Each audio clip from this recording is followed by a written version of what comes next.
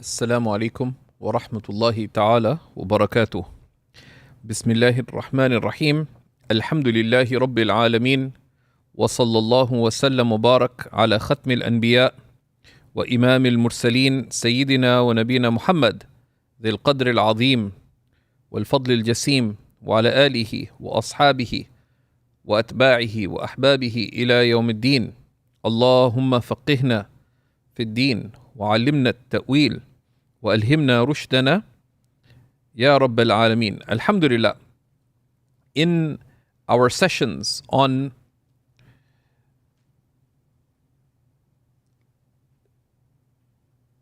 intermediate Hanafi law, it's a level 3 course in which we're going to be looking at Multaqa al-Abhur in Hanafi Fiqh.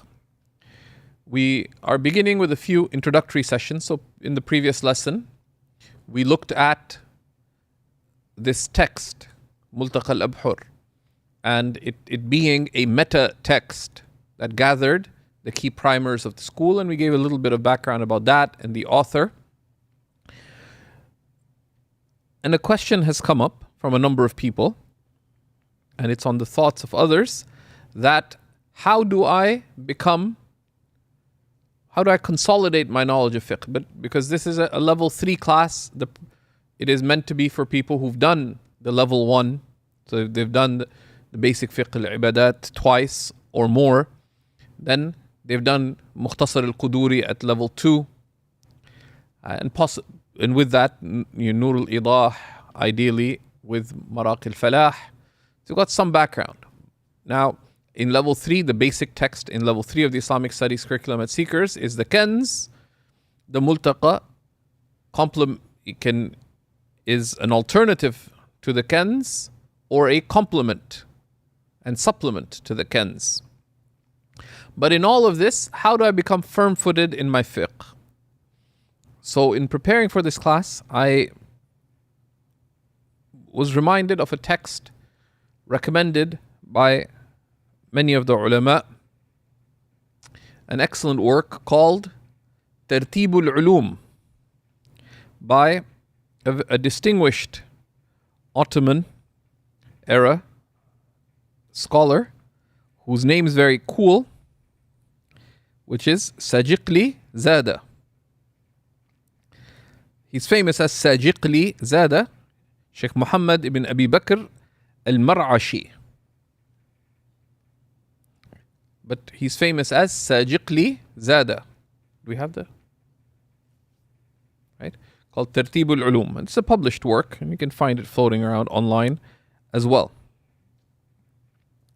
So, this work, which is one of the best works on how to study and how to order one's study and what the purpose of each of the Islamic sciences is, what are the books of the sciences, what you need to master each of the sciences, a very beneficial work. So in this, he discusses well into the book in page 158 about the science of fiqh. And we're also pointing to this book because by this stage, as a student of knowledge, you need to be looking at consolidating what you have acquired,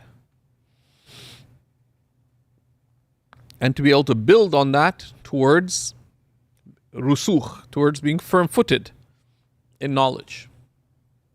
Or if you feel you're far from that, at least to see what that journey is. So we will look at what the author has to say. Right? Shaykh Imam Sajiqli Zada. And Sajiqli Zada died in the year 1145 of the Hijrah. And we'll leave aside his biography.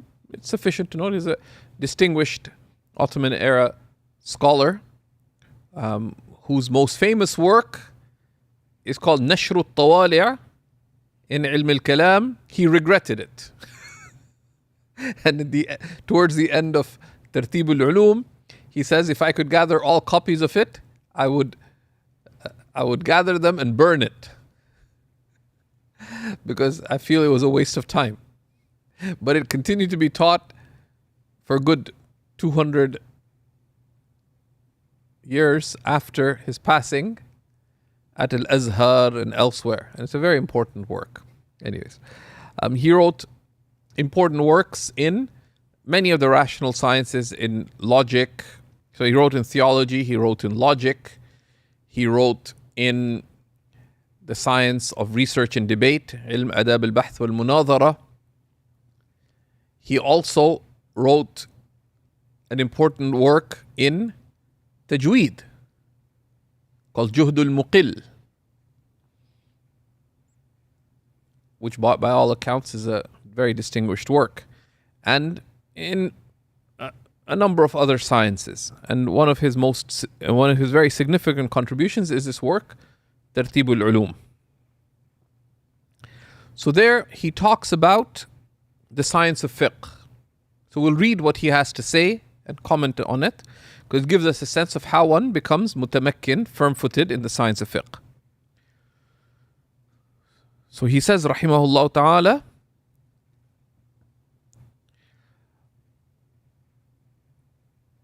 وَأَمَّا عِلْمُ الْفِقْهِ, as for the science of Islamic law, فهو العلم بالأحكام الشرعية العملية من أدلتها التفصيلية.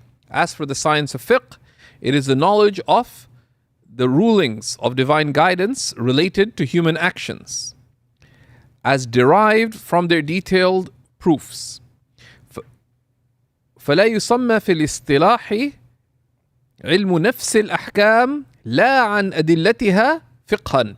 So therefore, in accordance with this technical meaning, the istilah, the mere knowledge of the rulings without knowing their derivation from the detailed proofs is not called fiqh, technically.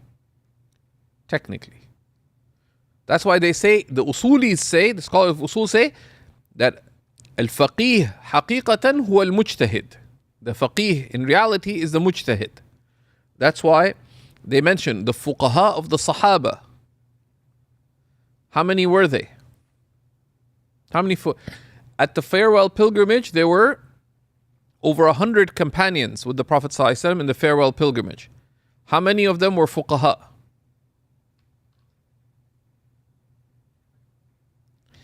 There's difference. Ibn Hazm tried to argue, because he's trying to argue for ijtihad and so on, that there was 80, but he was attacked about that. The most anyone has said is practically that there were 20 of them were fuqaha. But the more common is between 8 and 13. And the difference is those who gave fatwa sometimes and those who frequently gave fatwa. والدليل التفصيلي للحكم هو الدليل الخاص به كقوله تعالى أقيموا الصلاة. And the detailed proof for a ruling is the evidence that is specific from it, such as Allah Most High saying, establish the prayer. فإنه دليل خاص بوجوب الصلاة, because that is the specific evidence for the obligation of the prayer. والعملية يراد بها عمل الجوارح, and the rulings related to human actions. What's meant by that is the outward human actions. فهي احتراز عن الاعتقادية والأخلاقية. So that excludes the rulings related to belief and the rulings related to character.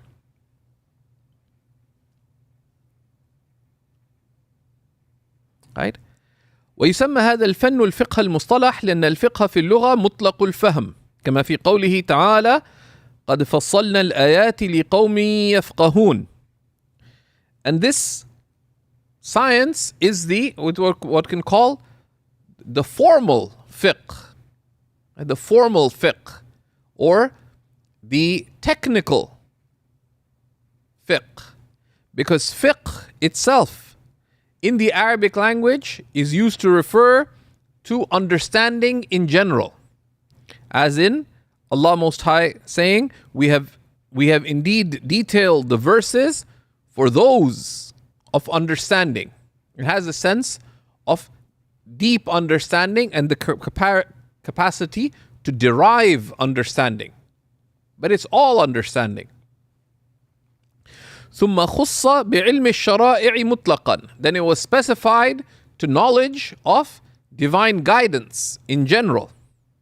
عمليا أو اعتقاديا أو أخلاقيا, whether related to human actions or beliefs or character and conduct, أخلاق.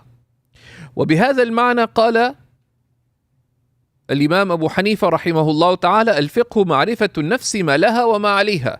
And it is in this meaning that Imam Abu Hanifa said, may Allah have mercy on him, fiqh is to know oneself, what is for it and what is against it. Right? Fiqh, true understanding, is to know oneself. What counts for you in this life and the next, and what counts against you in this life and the next.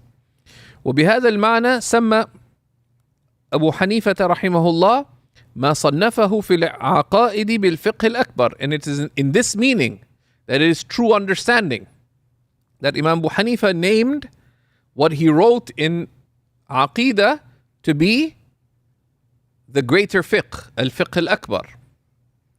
ثم اصطلح المتأخرون. Then the later scholars restricted the terminology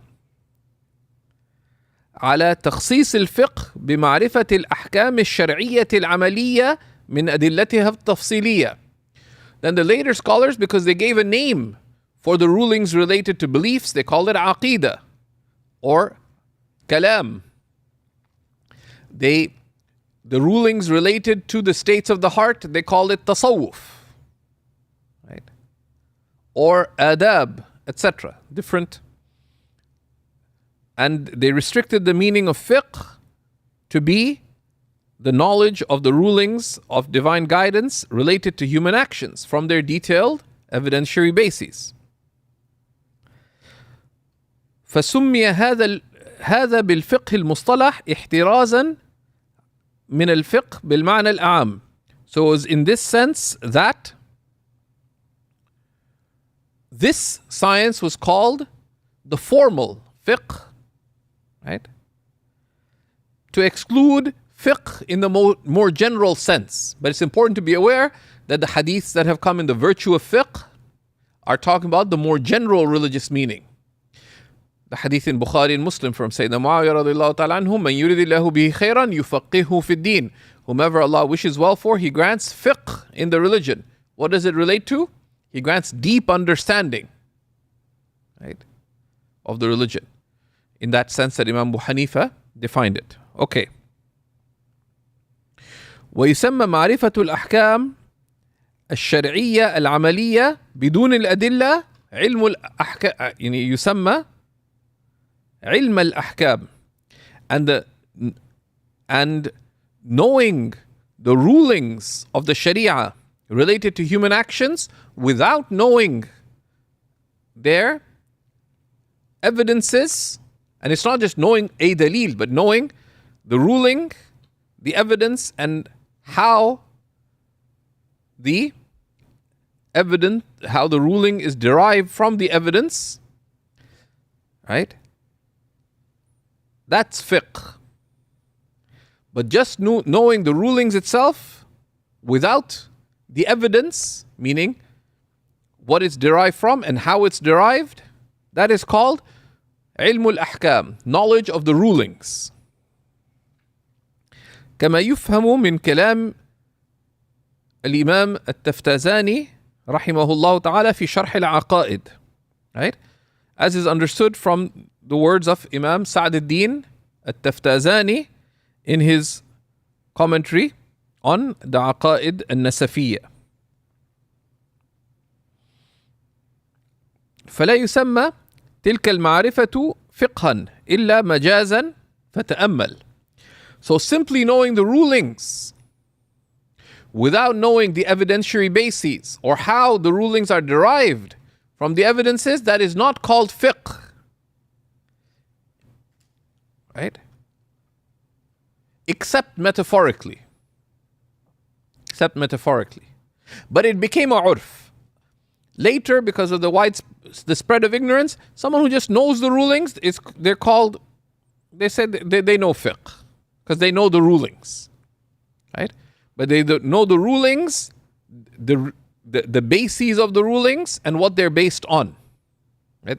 End to end. That is the faqih. And then you have the faqih who's a mujtahid, who can actually derive that themselves. That is the mujtahid. That's a higher level. Okay. So this is a call that don't suffice yourself just with superficial knowledge. Right? Don't suffice yourself merely with superficial knowledge. So he says, rahmatullahi ta'ala alayhi, the author of this text, Sajiq Lizada, ومن المؤلفات في علم الأحكام مختصر القدوري مناسب لطبائع المبتدئين معروف باليمن والبركة. That's from the works authored in fiqh is the Mukhtasar in the knowledge of the rulings. He's being careful, right? He's saying that that's not fiqh per se on its own, unless you know why and where it's derived from and how it's derived. That's just knowledge of the rulings. So from the books in the knowledge of the rulings is Mukhtasar al-Quduri and the other basic Mukhtasars. It says it is suitable for the temperaments of beginners because it's short, the expressions are clear, etc. And it's well known for its yumn, for its being a blessed text and having the subtle meaning of increase in it. That if you study it with sincerity, they say, if you study it with sincerity under a sincere teacher, Allah subhanahu wa ta'ala will facilitate for you the path in fiqh. لكن يستخفه بعض من تزيى بزي الطلبة وغلبت عليه الشقوة or الشقاوة. Right? But some of those who put on the garb of students of knowledge and for whom ill fortune prevails, deem it unworthy of their attention. And this was particularly the situation in some lands that there was a strong emphasis on the rational sciences, which is praiseworthy,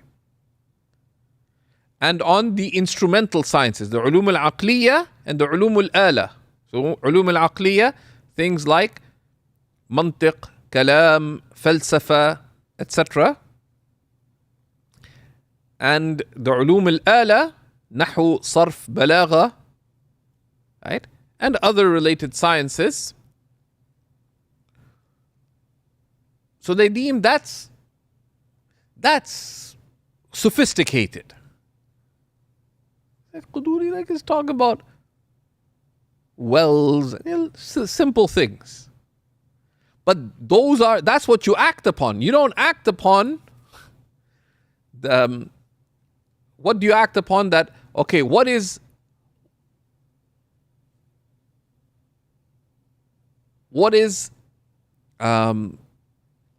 space? Is space empty, or does it simply appear to be empty? Now, while that's a lot more sophisticated than does your thawb become najis or not, right? But that's why he's warning that don't deem that just because this is practical, this is knowledge of rulings is very real. And then he says, وَمِنَ الْمُؤَلَّفَاتِ فِي الْفِقْهِ الْهِدَايَةِ. And from the works in fiqh is the Hidaya. So he charts out the beginning. You begin with Mukhtasar al-Quduri, but you get to the Hidaya. But students make the error that they jump. Right? They either don't take care of the beginning, which is Dabtul matn, that you know the primer properly. Right? One mid-sized or detailed primer in all the fiqh al-ibadat, and one complete text in all the chapters of fiqh. You don't know that yet. So what are you going towards the ends of the madhab when you don't know the basics?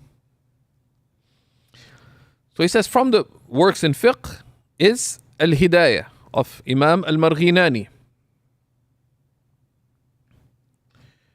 وَنِعْمَتْ هِيَ. And what a great text this is. ذات عبارات منورة. This work of radiant expressions. فخر لمذهب أبي حنيفة. It is the pride of the madhab of Abu Hanifa. Right? As has come, many Indian editions of the Hidaya mention these lines of poetry. إن الهداية كالقرآن قد نسخت ما جاء قبلها في الشرع من كتب. The Hidayah, like the Quran, has abrogated what came before it in divine guidance of books. Okay, so it says, so study it and memorize it and understand it, and your words and your understanding in words will be saved from error and slips. It says, وَلَا يَنْبَغِي لِلطَّلَبَ أَنْ يَسْتَغْنُوا عَنْهَا بِغَيْرِهَا. It's not befitting for students to be busied by other works away from this. وَرَحِمَ اللَّهُ تعالى بعض السلاطين بنى مدرسة وشرطها لمن يدرس فيها الهداية مع شرحها الأكمل أي لأكمل الدين البابرتي. It says, may Allah have mercy on one of the sultans who built a madrasa, and his shart, his condition for establishing the waqf, that this would be run by someone who teaches the hidayah with its sharh by Akmal ad-Din al-Babarti, which is the inaya, which is the clearest of the classical, of the great classical commentaries. There's numerous classical commentaries, right? The most important is Fath al-Qadir of Ibn al-Humam, but of the great classical commentaries, the inaya, which is typically published with Fath al-Qadir, is of the clearest.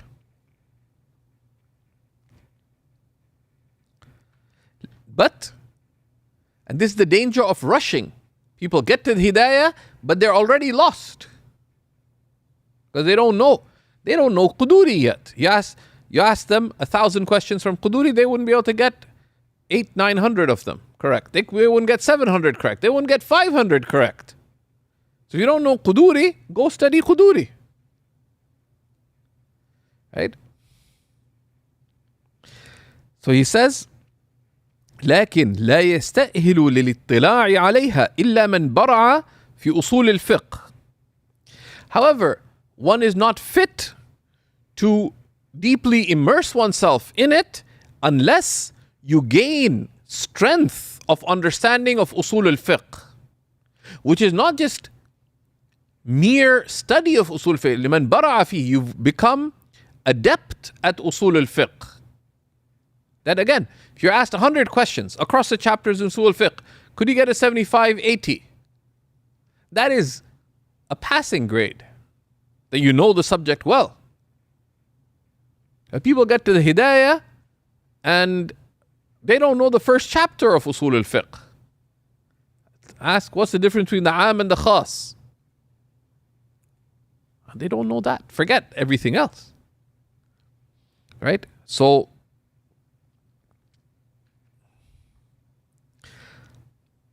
and then he says, وَفَنُّ الْفِقْهِ أَصْعَبُ الْفُنُونِ وَأَطْوَلُهَا. The science of fiqh is the most difficult of the sciences and the most lengthy. وَهُوَ عِلْمُ الْأَئِمَّةِ الْمُجْتَهِدِينَ وَأَغْلَبُ مَا يَحْتَاجُ إِلَيْهِ الْعَالِمُونَ. Right? It says, and fiqh is the knowledge of the mujtahid imams. Right? It's fiqh that they're known for, even though they're imams in many other sciences. And it is most of what the common person needs to know. People, the alimun, the people in this world, what do they need to know? If you're sitting in the masjid to answer questions, people come to you with 100 questions. What are they going to ask you about? Fiqh. And a few other things here and there. Bahrun Luji. It is a formidable ocean, right, of great waves. It's a challenging ocean. لا يغوص فيه إلا ذكي. أو حدي ماهر في أصوله. No one can immerse themselves in it except someone who is intelligent, right? Who has singular resolve and who's adept in understanding its principles. And these are both usul al-fiqh, but also who understands the other principles that revolve, that gather the fiqh around. They know the qawa'id al-fiqhiyya and the dawabit al-fiqhiyya. They know the principles of fiqh, right? These qawa'id and the dawabit and criteria by which the fuqaha work. ولا تحصل البضاعة فيه إلا بسعي بليغ في مدة مديدة بهمة عالية. And one does not acquire some considerable share of it except by great striving for an extended period of time with high resolve. بدراسة مثل كتاب الهداية مع شرحها الأكمل, right?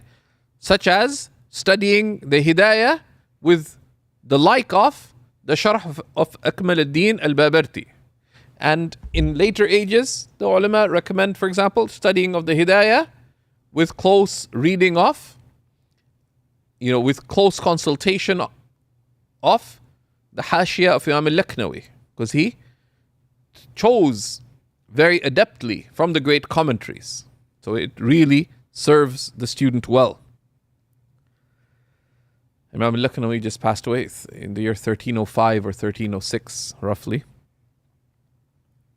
So this is how one just gains some share of fiqh by reaching there. So from Quduri, one starts with the fiqh al-ibadat and consolidates that in the beginning, and what one needs to know to practice one's religion. That's level 1. Level 2, one deepens one's understanding of fiqh al-ibadat and studies something like with Nur al-Idah plus the Maraqi. Then one gets to Mukhtasar al-Quduri and one knows it well. Level 3, one does something like the Kanz. And then, there's multiple things one can do at level 3. The Kanz or the Lubab, which is the commentary on Quduri, or something like Multaqa al-Abhur, or all of these. And there's other texts at this level. But then you have level 4, which would be something like the Ikhtiyar and the Hidaya. And then you have mastery after that, right? It says this is what you need to acquire some bida'ah, to have some attainment of fiqh. You need to reach the Hidayah and know it well. But you have to be ready for the Hidayah. You need to also have clear aptitude and understanding in usul al-fiqh, Hanafi usul al-fiqh, right? Which is rare, and that's not given attention to by people, right? They just say, I did the Hidayah. You just ask them something simple in usul al-fiqh, they have no clue, right?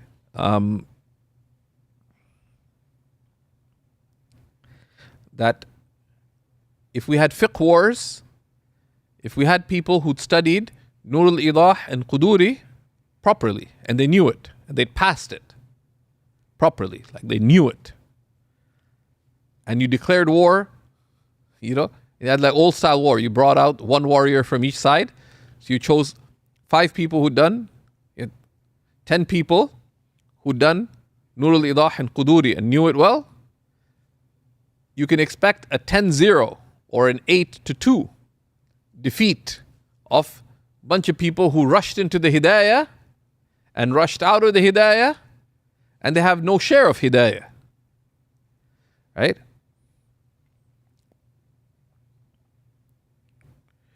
Then he says, وَأَمَّا التَّبَحُّرُ فِيهِ فَهُوَ يَكَادُ أَن يَسْتَغْرِقَ الْعُمُرِ.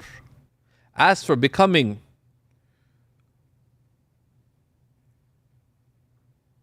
mutabahhir, have expansive encompassing of the knowledge of fiqh, that this essentially takes a lifetime.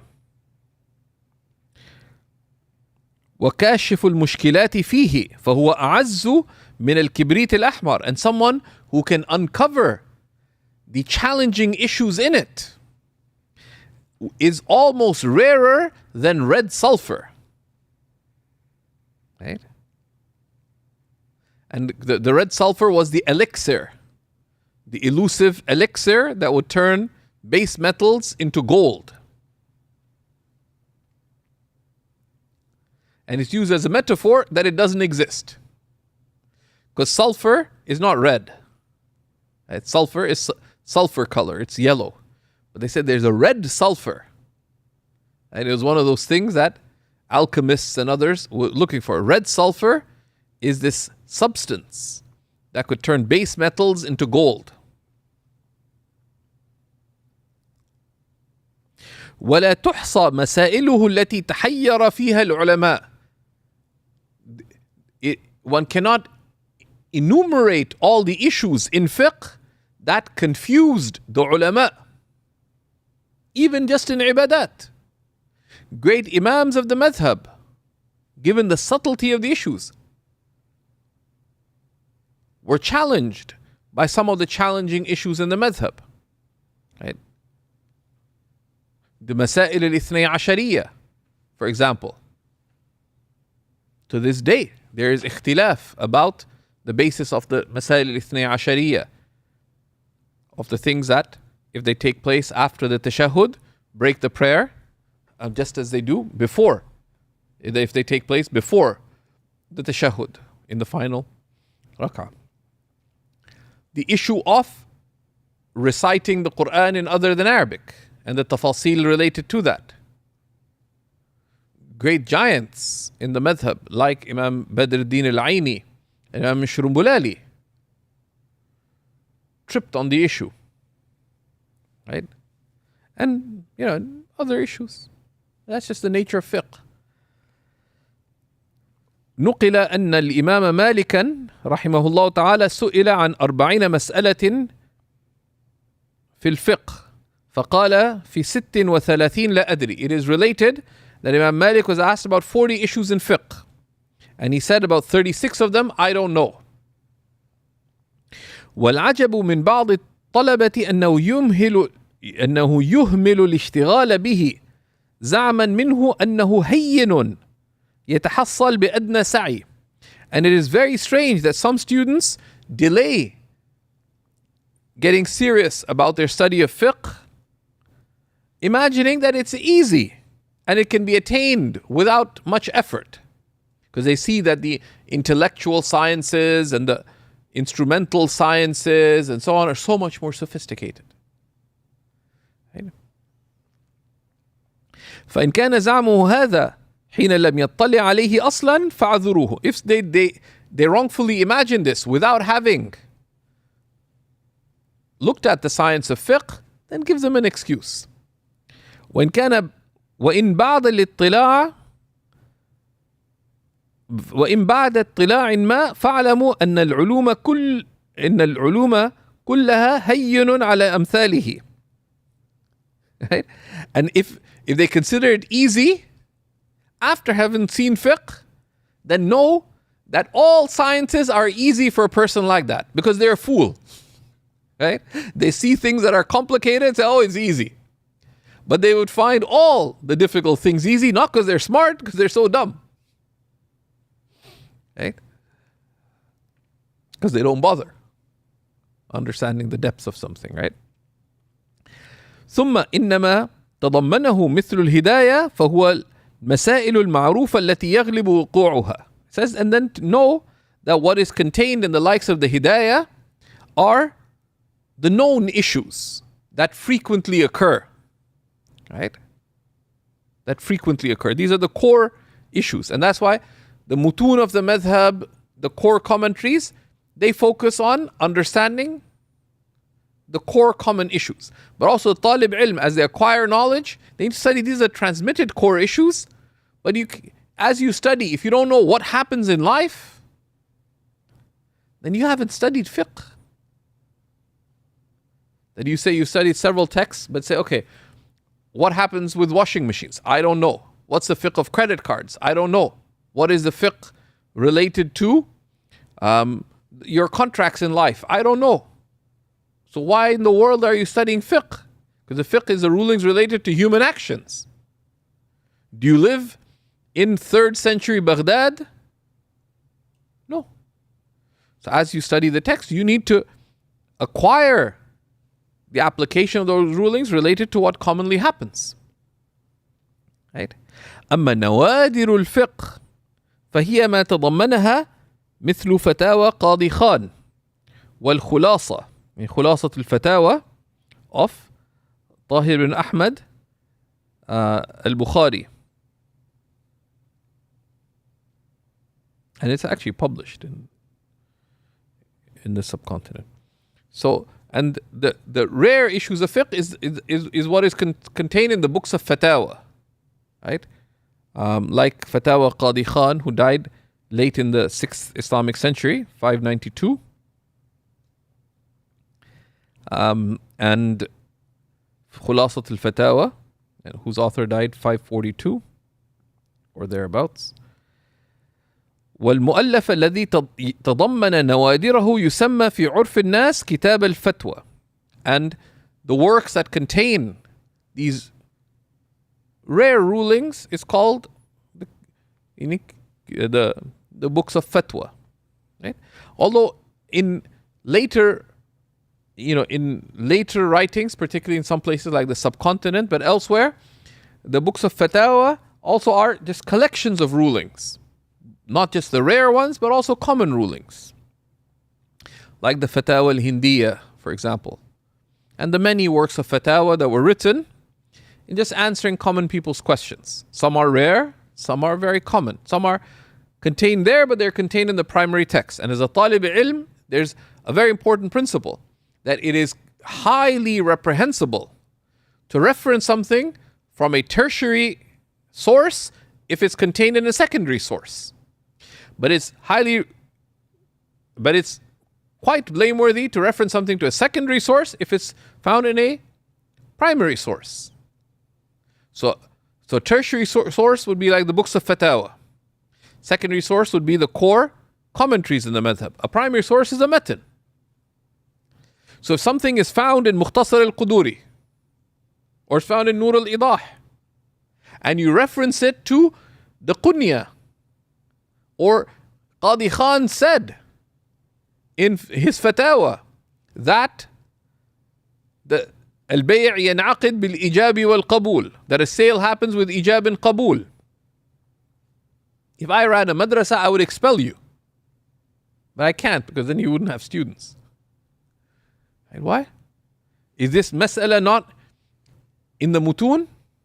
And that is an important principle across the Islamic sciences. Right? That in a simple way you can consider texts in any school to be tertiary, secondary, and primary. Each has its role.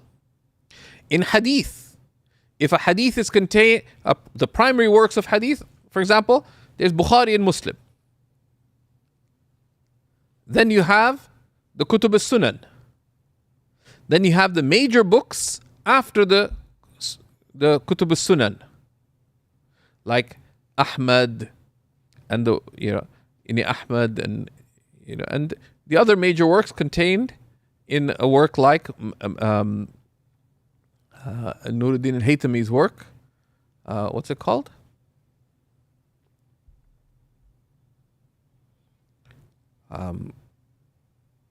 What's al-Haythami's work called? Majma al-Zawaid. Right? So if a hadith is in Bukhari and Muslim, and for you to go and reference it to Ibn Majah, that's blameworthy. But if a hadith is in Sunan Abi Dawood, right, which is, is sort of a primary source, but below the Sahihain. Something's in Abu Dawood and Tirmidhi, and you quote it from a tertiary source, that, this is mentioned by Tabarani, unless the narration in Tabarani is different in some considerable way from the narration in Abu Dawood and Tirmidhi, quoting it from there is blameworthy. And then, of course, in hadith, there's 4th level books. So sometimes you find people say, this is related by Bukhari and Muslim, and also in Tarikh Isbahan.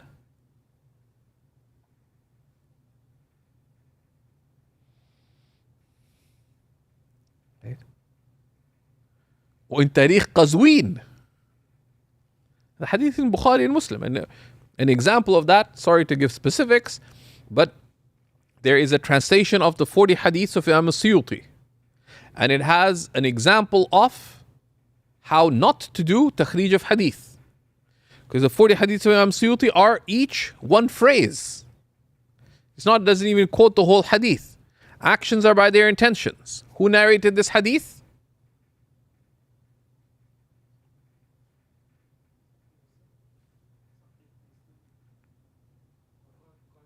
Bukhari and Muslim. رواه الإمامان الجليان كذا كذا كذا. You know, the whole thing from the al-Bahrayn an-Nawawiyya. It's read by Bukhari and Muslim. So saying that this hadith is related in the Musnad of Imam Ahmad without referencing Bukhari and Muslim is poor, unless there's some, you're referring to a unique narration. And there are different narrations of the hadith. But to say this is also related in Tarikh Qazwin and Tarikh Baghdad, and not even secondary or tertiary source of hadith is blameworthy. Same thing applies in fiqh. And a lot of editors and researchers do this kind of stuff, and that's not, and they say al-istighrabu madhmoom. Because if we have husn al-dhan, you're finding rare things, or you might just be, the ulama refer to such a person as hatibul layl, someone who gathers firewood at night. If you're gathering firewood in the dark of night, would you be able to distinguish between dry wood fit for the fire and other wood? No, you're just gathering whatever you find. Right? لا يميز الرطب عن اليابس. You can't distinguish between moist wood, which is no good for burning, and dry wood. ولا الغث عن السمين. And just weighty wood from just flaky bits, which won't burn properly, right? But you're in the dark. And there's a lot of these. It's almost a default of people who are editing books. They may even get their PhD, but they come up with the wildest, craziest statements. So be careful. It says, وَأَحْسَنُ مَا تَضَمَّنَ النَّوَادِرُ وَأَدَقُّهُ كتاب الأشباه والنظائر للإمام الجليل ابن نجيم رحمه الله تعالى. Right? And of the best of the works that contain the rare subtleties of fiqh, and the most precise of these is the work al-Ashbah wa Nadair of Ibn Nujaym. Right? And he highly praises it, and in many curricula they would study this upon study of advanced fiqh, like after the Hidaya and after studying things like Dur al-Mukhtar, etc. They would study it, they would teach it, and Shaykh Adib and Shaykh Abdul Razak, Shaykh Adib Kallas and Shaykh Abdul Razak al-Halabi and others would frequently teach the Ashbah, and they'd also taught its commentaries, particularly al-Hamawi's commentary. So there's many great commentaries. Okay. So that's a little bit of background about fiqh. Then he asks a critical question, which is the 6th chapter, this page 161. أسس الرسوخ في الفقه وأصوله. What are the foundations of becoming firm-footed in fiqh and usul? So he says, رحمه الله تعالى: اعلم أن الرسوخ في الفقه وأصوله والعلم بدقائقهما لا يكون إلا بعد معرفة النحو والمعاني. Know well that becoming firm-footed in fiqh and in its usul, and to know their subtleties, can only be after you know nahu. Right? And by nahu they mean both nahu and sarf. Wal ma'ani, and meanings. And ma'ani they mean the sciences of balagha.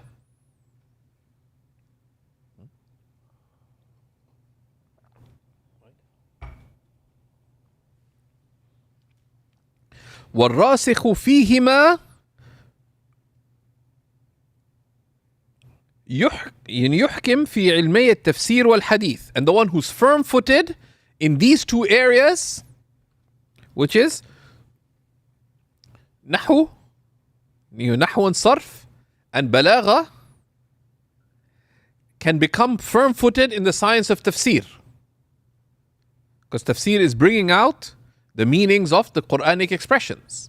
The meanings of Quranic expressions are understood through nahu, sarf, and balagha, plus the transmission, plus usul al-fiqh, etc. Right? فإذا ذكر العالم فليذكر ذلك. If a scholar is mentioned, let this be mentioned. That they know fiqh, they know the Arabic language, through the knowledge of fiqh, i.e. fiqh and usul.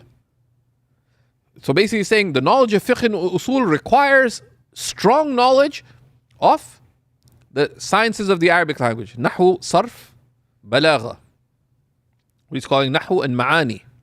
If you know those, so you know fiqh and usul, and know the Arabic language, then you can have deep insight into tafsir and into hadith. Because the point of all of it is فهم كلام الله وفهم كلام رسول الله, to know the words of Allah and the speech of Allah and the words of the Messenger sallallahu alaihi wasallam. You cannot know that without knowing fiqh and usul. Right? Because what is Allah telling you to do? Fiqh tells you. How is that understood? Usul tells you. But what are they saying? Nahu, sarf, and balagha tell you that, with a whole bunch of other insight into the subtleties and the beauty and the wisdom and the excellence and the nuances and so on. So if a scholar is mentioned, this is what should be mentioned. Because what are the ulum al-maqsuda? It's قال Allah wa قال Rasulullah. What Allah has said and the Messenger said. But you cannot know that without fiqh and usul and without the sciences of the Arabic language. It's making a big contention. It's very important in our times because a lot of people are very attracted to theology and philosophy and meta this and philo this and so on so. What do you have to say about what people are responsible for, which is fiqh? And to defend the teachings of fiqh, which is usul. And you have the tools for understanding the book of Allah and the hadith of the Messenger, for which Arabic is a great miftah, a key. وإذا افتخر أحد بعلم فذا أحرى بأن يفتخر.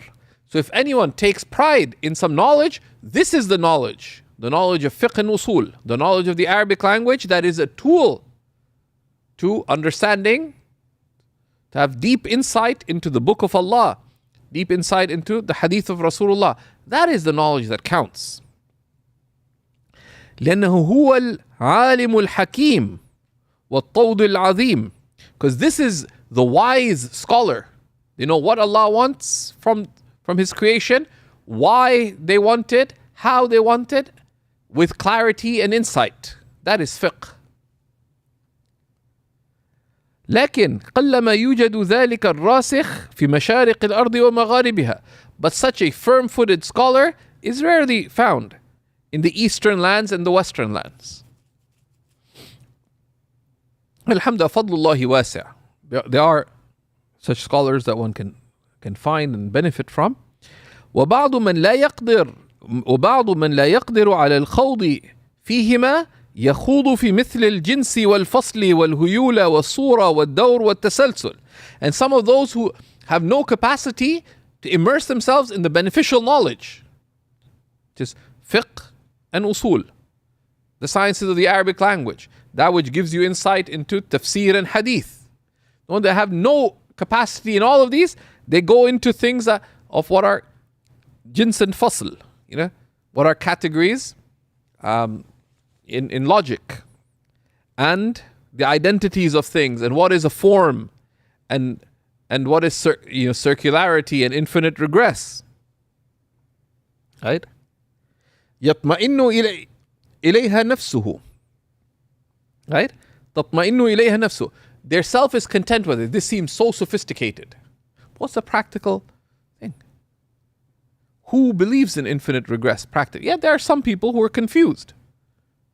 And the theologians always oversell. And theology is very important. We take it very seriously. You have to know that it is only of very particular benefit. Most people are not worried about the arguments of the atheists. They're believers. If they were worried about it, they'd be confused. Right? There are some people, and there's some people who need to address those things. But to generalize that is itself a fitna. And they consider that to be the fulfillment of their life. وَيَتِمُّ بِهَا عُمُرُهُ. They have attained something. Who truly believes in infinite regress? The argument for it is almost intuitive, that infinite regress is absurd. وَإِذَا ذُكِرَ فِي مَجْلِسِ عِلْمٍ شأن العلماء ورفعة درجاتهم يهتز وتحمر بشرته من السرور. And if in a gathering of high consequence the ulama are mentioned and their high rank, such a deluded person becomes embarrassed because they feel they're being mentioned, right? They become, their cheeks become pink out of happiness that, oh, my merits are being mentioned. لما أن نفسه تحدثه بأنه منهم, because their nafs is telling them that they're of these people. ما أنه ليس بشيء يذكر في جنبهم, but he is nothing in comparison to them. Of course, Shaykh Faraz is a little bit upset because he spent a lot of his time on those two sciences that he's criticizing, which are, the rational, and spend a lot of time on kalam and mantiq and falsafa, and these things have their role and they have their importance and they have to be given their attention. But there has to be balance. There's ulum that are wasa'il, and there's ulum, and kalam is also min al-wasa'il. It's a means. But the ulum al-maqsuda, and there's a difference between aqa'id, the core beliefs, and the whole intellectual framework around it. The core beliefs you need to know and understand well, and to be able to clarify them and convey them. That's aqa'id. That's a bit like ilm al-ahkam and ilm al-fiqh. The rulings of belief are ilm al-aqa'id. You need to know them, and you need to know enough of the reasoning to be able to understand it clearly and to convey it clearly. And that's what most students of knowledge need. Kalam is to go beyond that into the intellectual support and scaffolding around it. The danger that Shaykh Faraz and others warn about, people get lost in the scaffolding of theology, but they can't benefit themselves and they cannot benefit others when it comes to fiqh, because they don't know it properly, or they cannot connect the fiqh, the rulings of fiqh, to the primary sources. And it's not for sophistication, because you go tell somebody that that go early to Jummah. Why? Oh yeah, it's not even mentioned in Quduri. Is it mentioned in Kanz to go early to Jummah? No. The fuqaha say you should go early to Jummah, but the poor guy can't connect the rulings to the basic primary sources. So will you be able to convince people like that? No. You tell someone doing the sunnah mu'akkada is good. Why is it good? Because it's sunnah mu'akkada. Who said? Well, the fuqaha did. But why did they say it? They're like some kind of a deer in the bright lights. They're just looking around like So you should you should write down your contracts. Why? People ask questions. So you can't convince anyone of the rulings. Why? Because you don't know how to connect them. So it's not about sophistication. To make bayan of the rulings, this is an important component. You need to know the ahkam, but you need to connect it. And being able to connect it requires fiqh, depth in fiqh, but also requires usul al-fiqh. That's not easy, because usul al-fiqh is challenging. It takes time, needs attention, needs effort.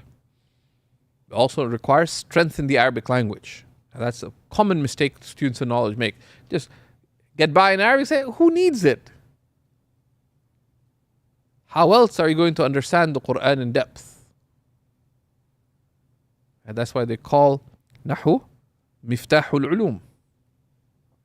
Right? It's the key to the sciences. Some of the ulama balagha argue that balagha is ashraful ulum. That's a bit of oversell. Why? Because without balagha, you don't know the eloquence of the Quran. And the perfection of faith is dependent on knowing the perfection and depth of the meanings of the Quran. You can't appreciate it without balagha. But of course, it is not the science of balagha, but the aptitude that arises from the study of balagha. So those things are important. What is your share of understanding of the Quran? You can read 100 tafsirs, and then if you read them with some thought, you may acquire some grammar and so on. But the books of tafsir are essentially closed books. You're reading the words, you're not understanding what's going on without nahu, sarf, balagha. Without usul al-fiqh, without fiqh. Allah is commanding and prohibiting. You have no idea what He's telling you without these things. The hadith of Rasulullah sallallahu alaihi wasallam, the Prophet sallallahu alaihi wasallam, أفصح من أنطق بالضاد, which is not a hadith, by the way, but the most eloquent of those who ever spoke the letter Dad, sallallahu alaihi wasallam. But you have no clue what he's saying. And you don't have fiqh of it. You have superficial knowledge of it, but you don't have deep knowledge nor understanding. Right? So the journey is long, but it's a fruitful journey. But it requires effort in the science of fiqh itself. Don't prioritize other knowledges to fiqh. And in our times, there's a lot of interest in sophistication. People are very interested in the comparative development of the Hanafi school between Bukhara and Samarkand in the 4th and 5th Islamic century. Are there Hanafi fuqaha in Bukhara right now that you would go to? No. Are there any in Samarkand? No. Does this impact on how you learn your fiqh? No. Have you learned your fiqh? No. Did anyone really care which part of the Muslim world al-Marghinani was from in terms of his Hidaya? These are things that ala hamish al-ilm. These are things around knowledge. And it has some role. A Nasafi, which madrasa is of the various parts of the Muslim world. Right? But ultimately, if we view fiqh as guidance, how much of it do you have? How much of it can you convey? These other things are curious incidentals that, we need to work more on the biographies of the scholars of Mawara al-Nahar. The scholars, the distant, the far eastern lands. Okay. What about the knowledge that they had? How much of that do you know? Right? So there's a lot of this kind of curiosity, especially with the spread of academia. So, what are you doing these days? I'm reading about the forgotten histories of the great Hanafi fuqaha of China. Okay. Fascinating. But they were fuqaha. Are you a faqih? No. Are you on the path of being a faqih? No. Did you have the other knowledge that they had? No. Then why are you spending so much time on these other things? That's the fitna within knowledge. Right? Muqtada al-aql, taqdeem al-awla. What is entailed by intellect is to give precedence to what is more important. But also, knowledge requires sacrifice, as the author said. Right? يعني لا ينال العلم بالتمني. Knowledge is not attained by wishfulness, by wishful thinking. One of these days. The only thing that you can be guaranteed one of these days is one of these days you and I will be dead. Right? So a tasweef is highly blameworthy. Right? Is highly blameworthy. Rather, ihris, said the Prophet ﷺ, have hirs. Hirs is usually a negative term. Be avid. Avarice, hirs, is generally a negative term. Be avid. But for what? Be keenly and exaggeratedly concerned. على ما ينفعك. Be avidly concerned for what benefits you. واستعن بالله, and seek Allah's assistance. ولا تعجز, and don't deem yourself incapable. Okay.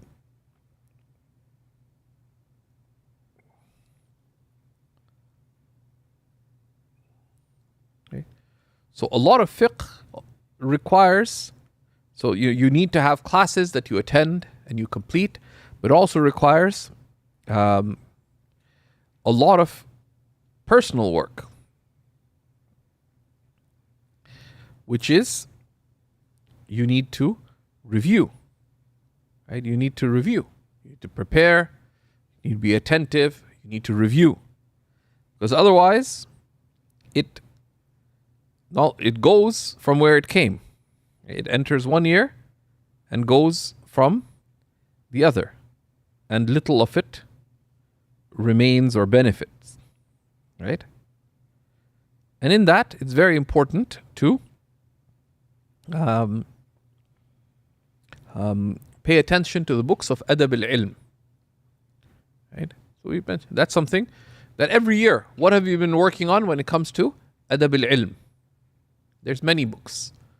Amongst them, Ta'lim al-Muta'allim of Imam al-Zarnuji, one of the students of Sahib al-Hidaya.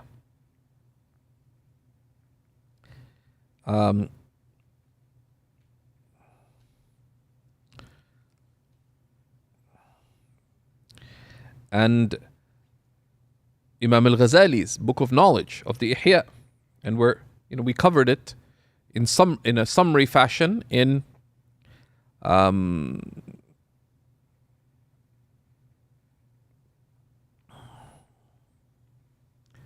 the Revival Circle on Thursdays at Seekers, right?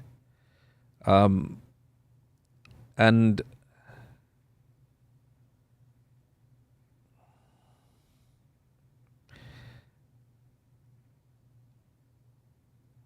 then there's many works in this field, but also for students of knowledge, Ibn Jama'ah's book تذكرة السامع والمتكلم, the reminder for the hearer and speaker. تذكرة السامع والمتكلم في آداب العالم والمتعلم, in the proper manners of the scholar and the student. Right? And that has a beautiful, beautiful explanation by Shaykh Hassan al-Hindi of Damascus. May Allah protect and preserve him.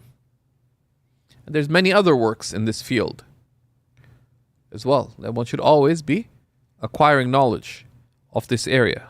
Right? Amongst them is the writings of Shaykh Abdul Fattah Abu Ghudda on قيمة الزمان عند العلماء, the value of time according to the scholars, which is an example of beautiful and eloquent modern Arabic writing.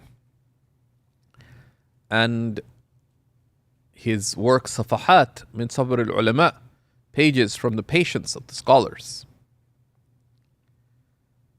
And a number of other great works he wrote related to the path of seeking knowledge. And his foremost student, the foremost student of Shaykh Abdul Fattah Abu Ghudda, Shaykh Muhammad Awama, may Allah protect and preserve him, who's written so many great works and edited so many important works very capably. But his work, Adabul Ikhtilaf, the proper manners of differing, is one of the best books on adab and the adab al-ilm. Because to understand adabul ikhtilaf, you have to know what is adab and what is the adab of ilm, and how is ilm acquired, and how in a manner that instills adab with the ilm, and then you can discuss adab al-ikhtilaf. And it's a brilliant work, deserving not just reading but repeated reading. And he also has a very important work called Ma'alim Irshadiyya, signposts of guidance, لصناعة طالب العلم, for fashioning the student of knowledge. And though it looks like a big book, nearly 500 pages, but it's based on narration, right? He has a lot, and it's very inspiring. And even if you're being a slacker and you dip around here and there, it's full of benefit. And of course, of the most important things in knowledge is that you strive to act upon it, right? That you strive to act upon it. And Imam will close with the words of Imam Nawawi, whose introduction to his Majmu' on the proper manners of the student and the scholar is very significant. He says, ينبغي للمعلم أن يؤدب المتعلم على التدريج بالآداب السنية. It is befitting the teacher that they discipline their students to gradually acquire radiant adab. وَالشِّيَمِ الْمَرْضِيَّة, and shiyam is akhlaq, right? Or awsaf, and pleasing traits of character.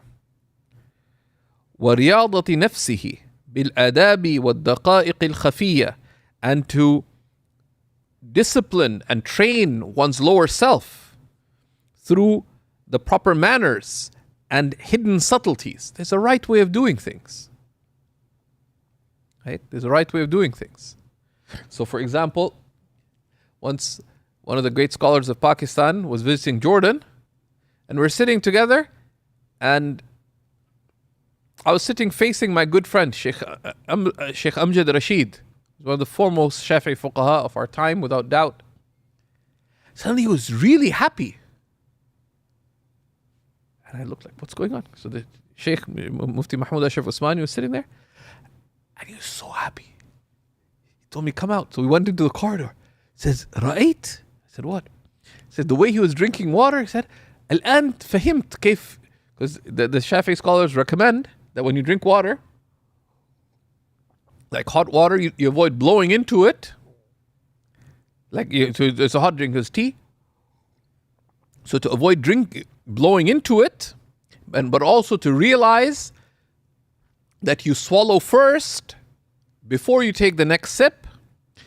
They say it's good. It's not necessarily specific sunnah, it's good to keep the cup away from you. If you can't put it down, you take it away from you. So the Shaykh was drinking the tea and taking a small sip, but he was keeping the cup away. So, but he was doing it in such an elegant way, Shaykh Amjad like almost lost it in joy. Had something small. So he noticed that. And I asked the Shaykh, and he said, yeah, I exaggerated a little bit because a lot of people don't know about this. So I thought, and he was happy that Shaykh Amjad noticed it. He said, that's fiqh, to notice things. Notice good things. وتعوده الصيانة في جميع أموره الكامنة والجلية, and to make them accustomed to be guarded, to guard dignity in all their affairs, hidden and public. Right? It says فأول ذلك أن يحرضه بأقواله وأحواله المتكررات على الإخلاص والصدق وحسن النيات. And of the first things of that is to encourage one's students with one's words and one's states through continual repetition, to have sincerity and trueness and good intentions.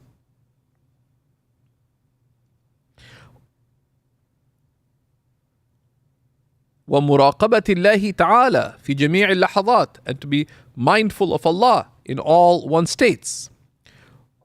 ويعرفه أن بذلك تنفتح عليه أبواب المعارف, and to make them aware that it is through this that the doors of knowledges open up for them. وينشرح صدره, and one's chest will become expansive so that knowledge can enter it. Beneficial knowledge, the knowledge that bequeaths light, will then enter it and remain. وتتفجر من قلبه ينابيع الحكم واللطائف, and they will gush forth from one's heart the well springs of wisdom and subtle meanings. ويزهده في الدنيا, and to make them renounce worldliness. ويذكره بأنها فانية, and to remind them that this worldly life is fleeting. وَالْآخِرَةُ آتِيَةٌ بَاقِيَةٌ, and the hereafter is coming and it is everlasting. وَيَنْبَغِي أَنْ يُرَغِبَهُ فِي الْعِلْمِ, and it's proper that one encourage them to attain knowledge. وَيُذَكِّرُهُ بِفَضَائِلِهِ وَفَضَائِلِ الْعُلَمَاءِ, and to remind them of the virtues of knowledge and the virtues of the people of knowledge. وَلَا رُتْبَةَ فِي الْوُجُودِ أَعْلَى مِنْ هَذِهِ, and there is no rank in existence for creation higher than the rank of knowing. إلى آخر كلامه النفيس رحمه الله تعالى, and to the end of his precious words رحمه الله تعالى. Right, that's from the Muqaddimah, the Minhaj, from this beautiful work, plucked in this beautiful work by Shaykh Muhammad Awama. May Allah subhanahu wa ta'ala have mercy on him. And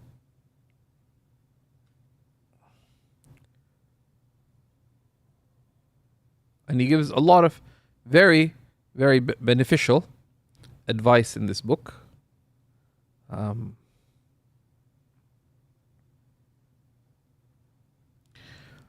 So that's what we wanted to share of the various aspects of becoming firm-footed in one's knowledge of fiqh. But to become firm-footed in one's knowledge of fiqh, you need to work hard on your fiqh. We also need to work hard on your usul. You need to work hard on your Arabic.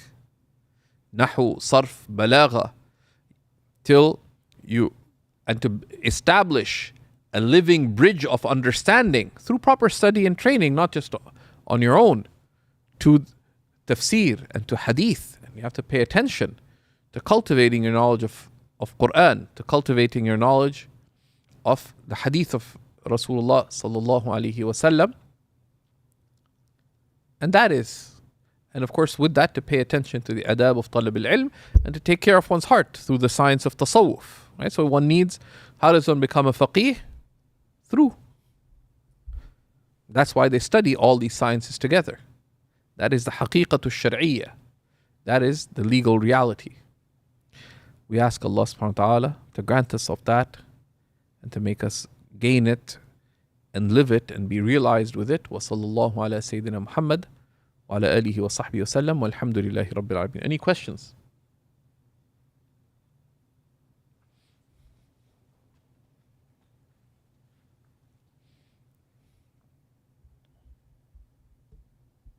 So this book that we looked at from the beginning, in the beginning was called Tartibul Ulum by Sajiq Lizada, and it's published. And you can find it online as well. But if you're going to read it, get an actual copy as well, inshallah.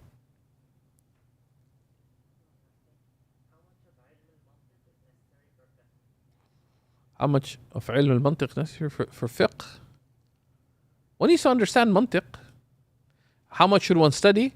The ulama put curricula for a purpose.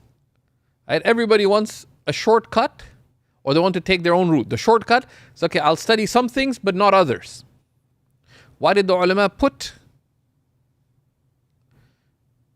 pathways of study? You got to do all of that. Why? They want to make your life difficult? No, you need all of that. Right? The Prophet ﷺ said, "A'ti kulla dhi haqqin haqqa." Give all who have a right their due right. So one needs to, that's why it's in the curriculum.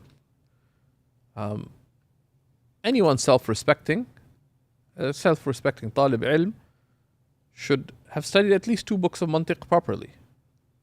Which one studies depends on where one is in the world. In Damascus, they generally study the Sullam al-Munawraq with its, one of its basic commentaries, Idah al-Mubham, and then they study Isaghuji with the Sharh of Shaykh Zakaria al-Ansari called al-Matla'.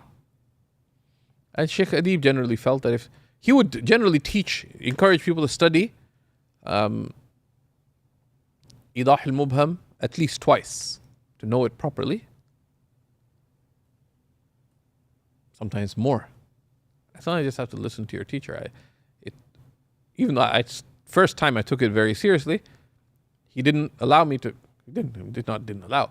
He suggested, and I listened, to do it again, and then to do it again. So covered it 3 times before I could go on to the Matla' of Shaykh al-Islam Zakaria al-Ansari. And then he liked covering after that Tahdhib al-Mantiq of Taftazani. And there's different commentaries on that.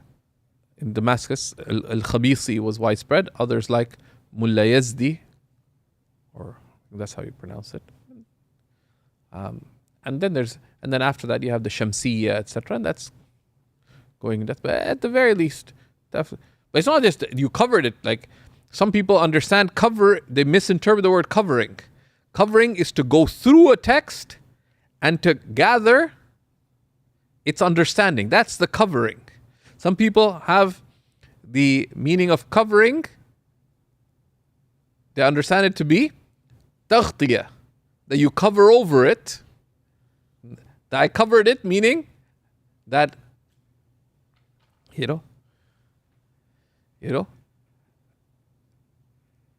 that covering is you went through the whole book and understood it. That's covering. It's not that you put a cover over it and say, I did it. But if you uncover, there's nothing there. And that's like a magic trick. It's just a sha'watha, just trickery.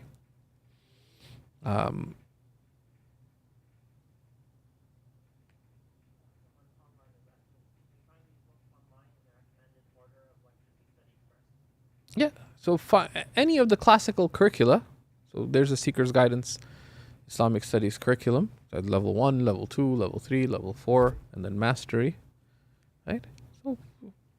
So one finds a curriculum to follow and one consults teachers at every stage. What do I do next? What do I prioritize, etc.?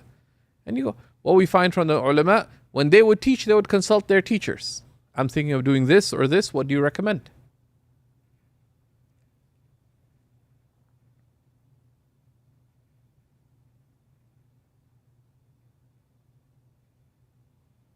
So I consulted before starting the Multaqa, and one of my teacher, Shaykh Abdul Rahman Kharsi, said, do the ikhtiyar.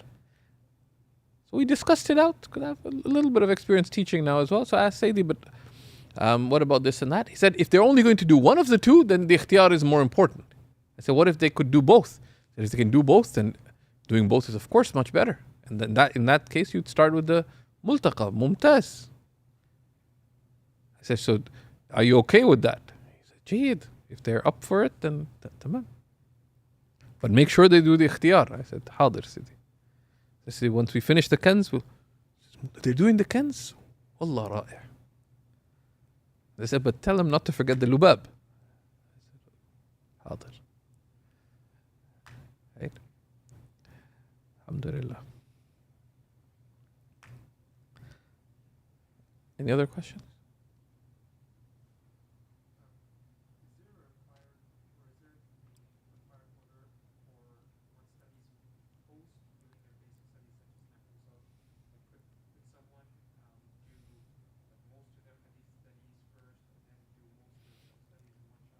So some people suggest doing one science and just focusing on that, moving on, and some lands do that. But what the Mashaykh in Sham, other great educators that I've seen, like Shaykh Akram Abdul Wahhab of Mawsili, for example, like if, there are many people coming and studying Usul al-Fiqh with him. Really Mubarak Shaykh. First 3 months in Amman, he was just settling down. He taught Sharh al-Waraqat 14 times, cover to cover, in different durus. It always looked like he's just totally chilling out. Very calm, always smiling, very sociable. Initially, I didn't know who he was. Like, I knew he was big sheikh, whatever. I had a lot to do. So I routinely didn't answer the door for him. I had the madhab that you don't have to answer the door. It's also a test, and he never minded. It's like, if he's sincere, he's not going to mind. If he really minds, like, I don't answer the door, then I'll maintain relations, but like, a bit hard-headed, but he never minded. Radiallahu anhu. If people would do like 2 books in usul, they wanted to do a third, he'd always ask them, what have you done in Nahu? What have you done in Sarf? What have you done in Balagha? So the idea is that don't move on to higher levels in one subject until, because the sciences complement each other. Like if if you're doing level 3 in Hanafi fiqh, you need usul al-fiqh will help. You need to do hadith. You need to do, right? So that's why you progress. It's natural that you may be ahead in some subjects, but not way ahead. That's just natural that you're focusing a little bit on a certain subject, creating some momentum in it. That also depends on which teachers you have most access to, right? And then you get ahead with others. So for example, in Damascus, I had foolish tendencies. So I was like, I don't really need Nahu. I understand Arabic. Alhamdulillah. I'll do a little bit, khalas. But then Shaykh Mu'min was very smart, very wise, very calm, but very passionate. So he ganged up with a couple other people, unbeknownst to me. He said, so do you think it was me alone? It was Qaylish and me, Shaykh Muhammad Qaylish. So they ganged up on me. They connected me with Shaykh Abdurrahman Kharsa. Went on a roller coaster ride in 18 months or just under 2 years. We did the whole curriculum of Arabic, of Nahu Sarf, and a little bit of Balagha. So you get quite a bit ahead of that compared to other things. Sometimes you can, so that just depends on what Allah facilitates for one, right? But you can't neglect the other things.